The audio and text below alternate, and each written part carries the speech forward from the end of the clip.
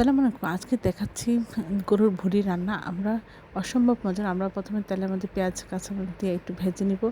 নিয়ে আমরা এর মধ্যে দিয়ে দিচ্ছি ৪ টা তেজপাতা, ৪ পিস দারুচিনি দিয়ে আমরা এখানে দিয়ে দিচ্ছি ২ চামচ আদা বাটা আর ৪-৫ চামচ রসুন ছেঁচা দিয়ে আমরা একটু ভেজে নিচ্ছি।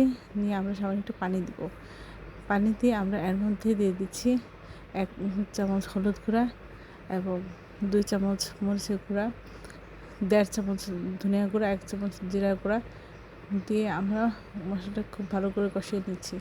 আর এর মধ্যে আমরা দিয়ে দিচ্ছি সামান্য একটু এলাচ গুঁড়া, অর্থাৎ ৫-৭টা এলাচের যে পরিমাণ গুঁড়া হবে সেটা আর কি। তাহলে এটা মুখে লাগবে না, খেতে মজা লাগবে।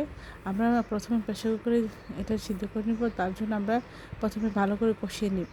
কষানো হয়ে গেলে আমরা এখানে ঝোল দিয়ে আমরা ঢাকনা লাগিয়ে দিব।